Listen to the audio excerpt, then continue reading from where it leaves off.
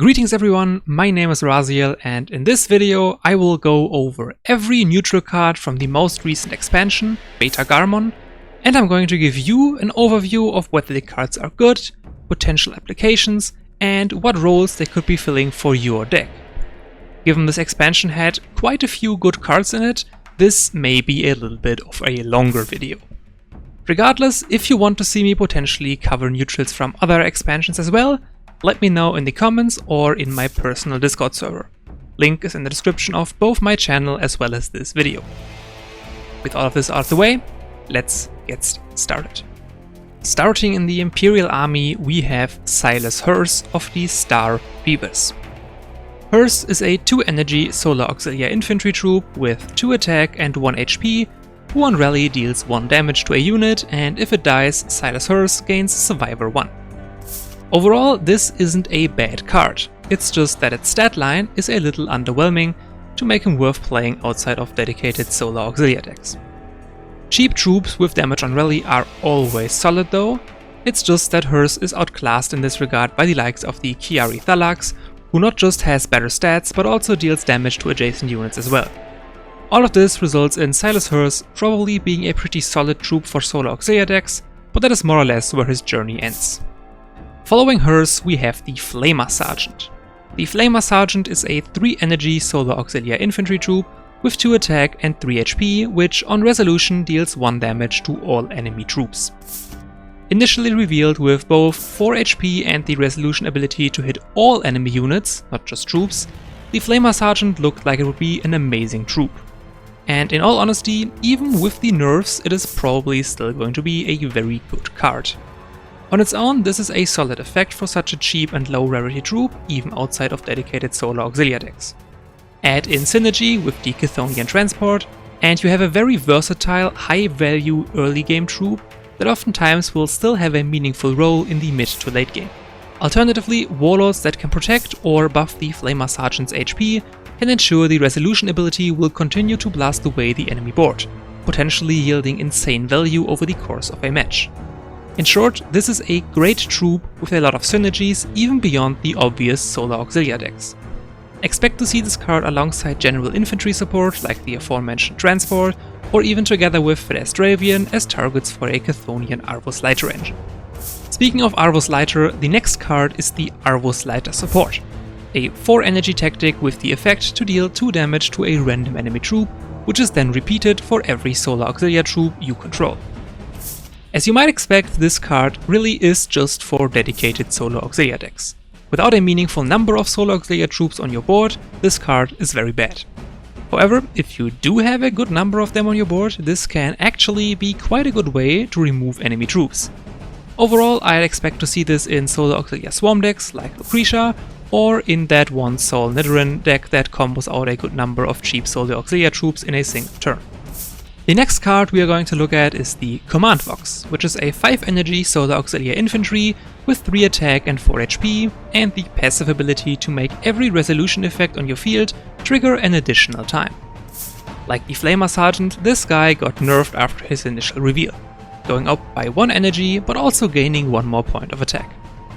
At first it seemed like this was going to be another good card for a lot of decks, but the nerfs do make me believe the Command Vox is going to end up being more of a niche pick for certain decks only. But in those decks it's going to be pulling a lot of weight. Think warlords with a generic resolution ability like Ebos Theonoi, or factions like White Scars that have an insane amount of energy manipulation as well as a strong resolution troop in Batu-Khan. In those decks I would expect the Command Vox to be devastating if set up correctly.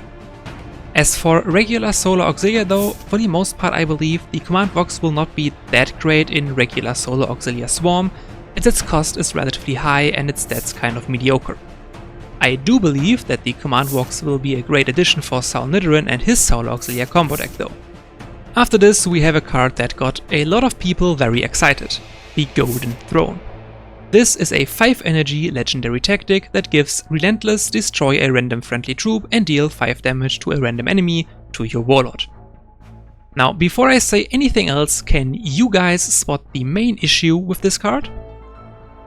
If you answered, it requires a board to sacrifice else it does nothing, while being a 5-energy tactic that doesn't put anything on the board itself, then you are correct.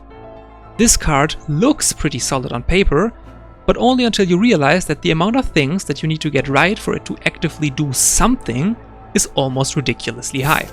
At 5 energy, you are spending a lot of resources on setting it up, and then it still requires some of your board to survive the enemy turn to fire its high damage, albeit random, effect. If nothing of your board survives, then it will do nothing and you have gained 0 value from the 5 energy you invested. And because you invested such a high amount of energy at once, you have essentially given your opponent a free turn to set up their board in a way that effectively denies you from ever getting value from the gold throw. So, sadly, this is going to be a meme that won't really be good in any way, because it's just asking for too many things to do anything. Following this disappointment, we have the Valdor Tank Destroyer, a 6 energy Solar Auxilia vehicle with 4 attack and 5 HP. On rally, the Valdor Tank Destroyer deals 3 damage to a non-walled enemy with Ordnance 3. This is a pretty good effect to control the board with, however it's kind of held back by the awful stat line on the troop itself. Given the relatively high amount of energy you're going to spend on playing this troop, you would expect stats that are a little higher than this. Overall, if you are able to reduce this card's cost above its stats, it's probably going to be pretty solid, but if you aren't, then it's pretty much not going to be worth it. Closing out the Imperial army, we have Tellam Valtzroy, a legendary 7 energy Solar Auxilia infantry with 7 attack and HP.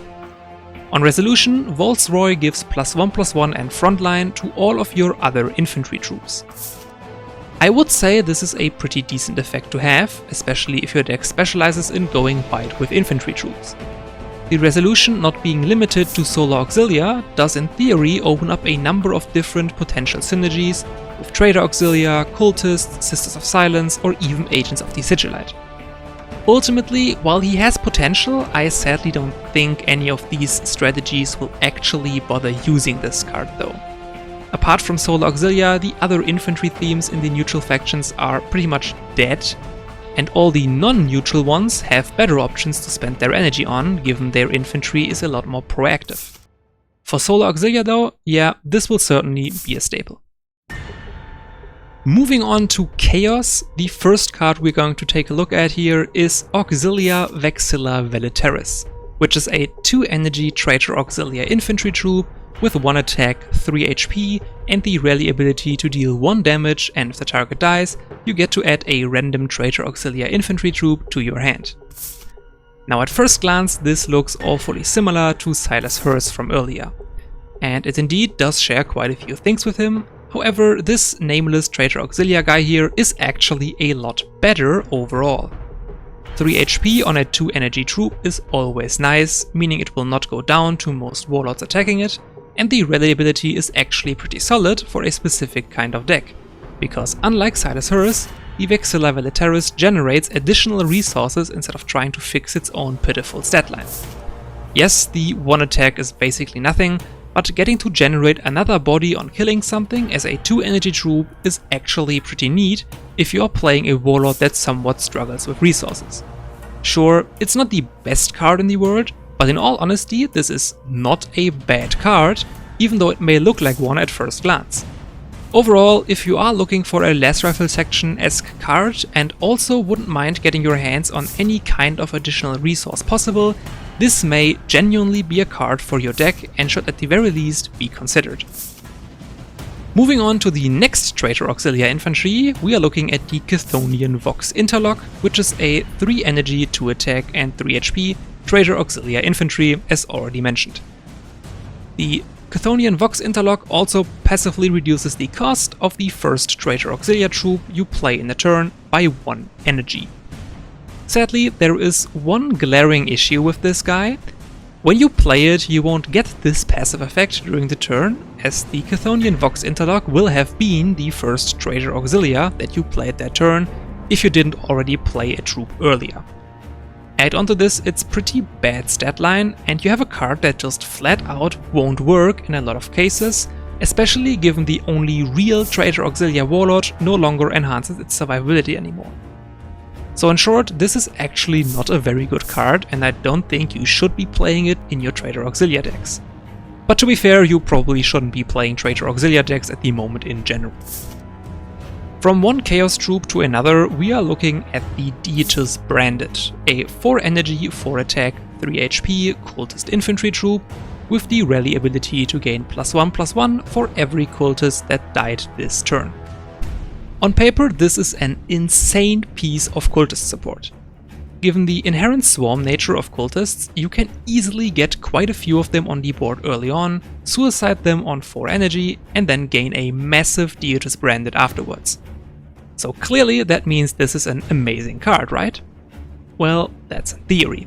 In practice, we have just lost a large number of insanely good cultist troops and support cards with this rotation.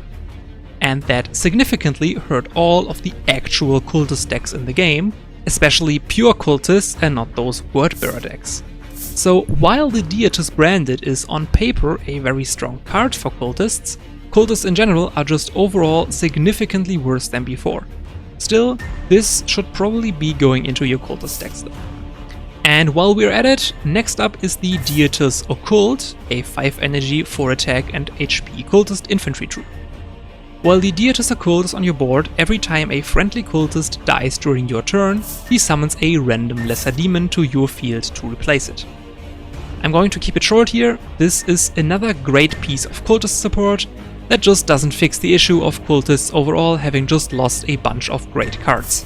Definitely a good card for cultists though, maybe even for wordbearers if you're Corphoran for example, but I feel like you already got better options given lesser demons are overall not that great.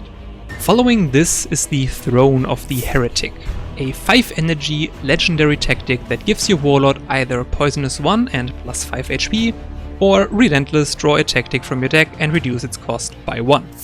In general, the second effect, meaning the Relentless, is not that great for most warlord given it's pretty expensive and slow, however Fulgrim in particular will love this.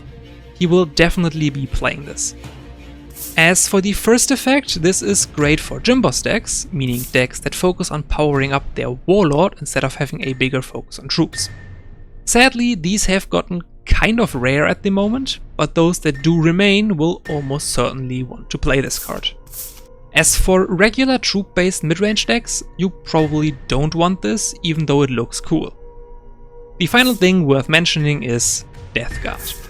To be honest, I am torn here. On one hand, more Poisonous on the Warlord is funny, but we already had Harbinger of Decay, which wasn't that great, so I don't think Throne of the Heretic will do a lot better than it.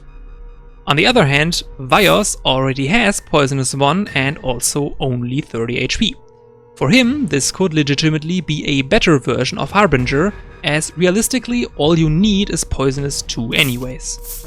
I'm sure there will be people that are going to be running both, and it's probably going to be alright to run both, just for maximum chance of drawing into one of them.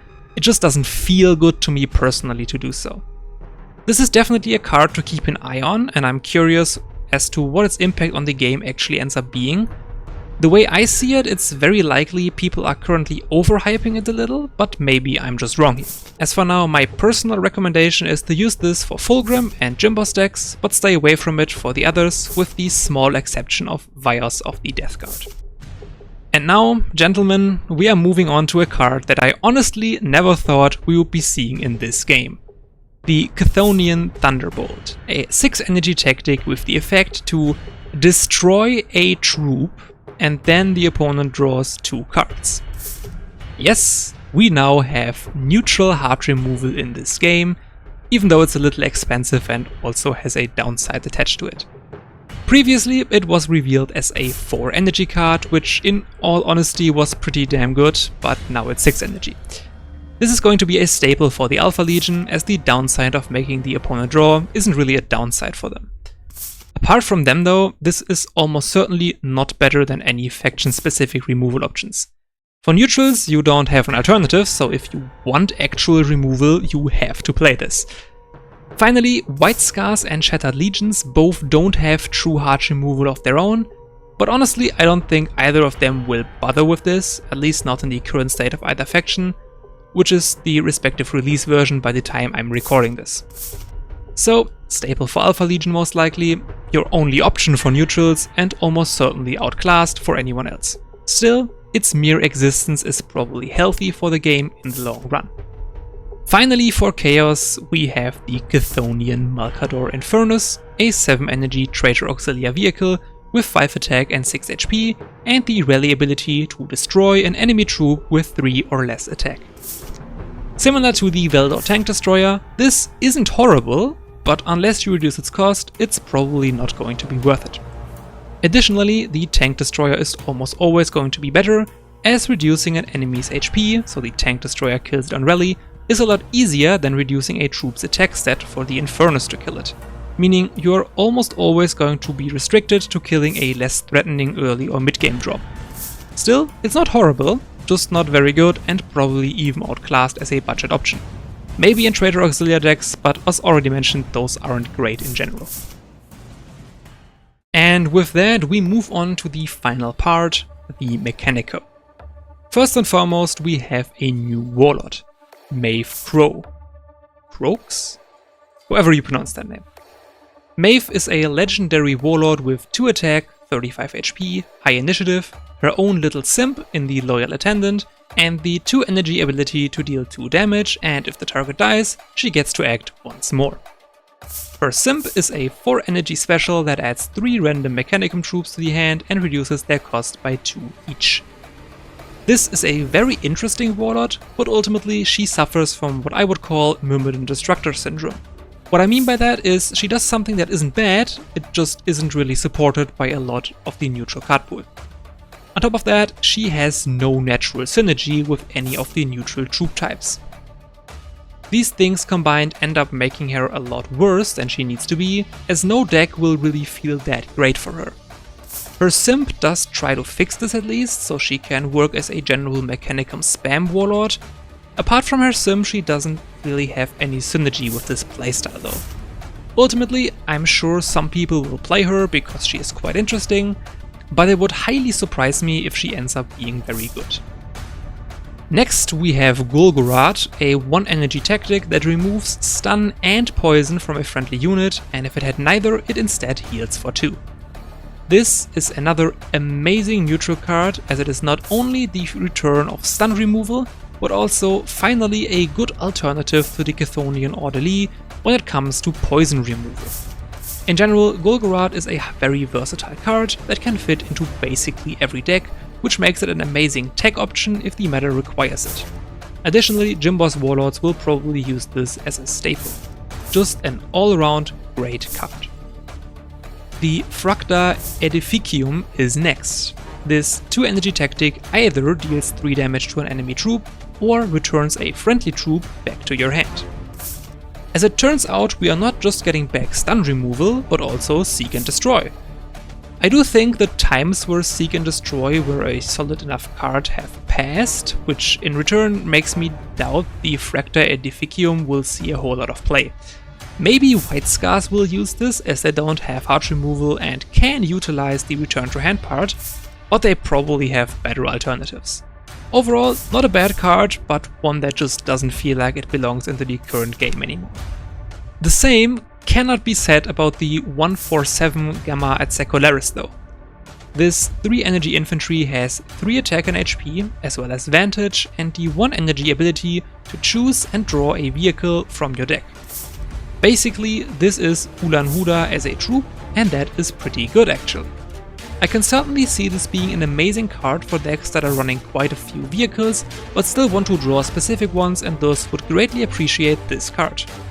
It's probably not for every vehicle deck, and if your deck is only running very few vehicles, Ulan Huda is certainly better, but for general vehicle heavy decks this is certainly an option to consider. If your infantry numbers are low, you could even pair this with the Chthonian Arvus Lighter as a little resource engine that can get you the right vehicle for the current situation. In short, cool card that definitely has its place in vehicle heavy decks, and it's good to see alternatives to Ulan Huda in the game. The final infantry troop of today is the Anvillus Lancer, a 4 energy infantry troop with 2 attack and 4 HP, and the resolution ability to give +1 attack to all your infantry troops, and then also give them +1 HP if they are Mechanicum on top of that. This is a very cool card that enables some sort of Mechanicum infantry strategy. There is just one minor problem. Mechanicum Infantry as a standalone playstyle doesn't really exist. Sure, we have a few infantry guys that are good, but quite a lot of them focus entirely on supporting vehicles. Meaning, unless there are vehicles in play, a lot of them won't do anything apart from being a body. I can certainly see the Anvillus Lancer becoming a good card in the future. At the moment it just feels like there aren't enough independent Mechanicum infantry troops to truly enable it to be a strong enough card. As if you're using it to buff non-Mechanicum infantry troops, they will just get an attack buff, at which point there is probably a different card, usually from the respective infantry theme, like Solar Auxilia, etc., that does the same thing, just better. Second from last we have the Krios Battle Tank, which is a 7 energy, 5 attack and HP vehicle with flank, shield and overload. The stats are low, but in return it has shield and flank, which is a reasonable trade-off, giving you basically attack once for free. What I don't really get is why it needs to have overload on top of this. In my opinion, the lower stats should already balance out the shield and flank reasonably well, in addition to its high cost. In short, it's probably not worth running this given the relatively high number of alternative flanks troops in the neutral card pool, most of which even being vehicles top of this. Maybe someone like Archon Land or a different neutral mech mission deck wants to use it simply to have more options when it comes to vehicle flankers, but as soon as we get a better alternative, you would probably be replacing the Krios Battle Tank anyways. For once, a card that I feel is a little overbalanced. Finally, we have the Diopheral Thanatar, a 9 energy vehicle with 7 attack and 8 HP, as well as the resolution ability to deal 4 damage to a random enemy unit. On paper, this is once again not a bad card, it's just ridiculously expensive. If you can reduce its cost, like with Deitus Branded for instance, it's probably not even a bad idea to use it, but there are alternatives out there that probably do a better job for less energy. That being said, I can imagine the Diopheral Thanatar seeing play in Proctor as mentioned, as well as perhaps a vehicle Thousand Suns deck with the Numerologist Petra to draw and reduce its cost and then duplicate it with Grammaton. Also, getting this from the Mech Mission reward will be good as well. TLDR, solid but expensive card that needs a little help to warrant its use. The art is godlike though. And with that, we have gone over every single neutral card from the Beta-Garmon expansion after its initial release. Do keep in mind that balance patches can and oftentimes will eventually change cards mentioned in this video. Still, I believe this to be a worthwhile endeavor. As already mentioned, if you want to see me cover other expansions as well, let me know in the comments below or in my personal Discord server. Link is in the description of both this video as well as my channel. That was it from me for today. Have a nice day everyone, and I'll see you in the future.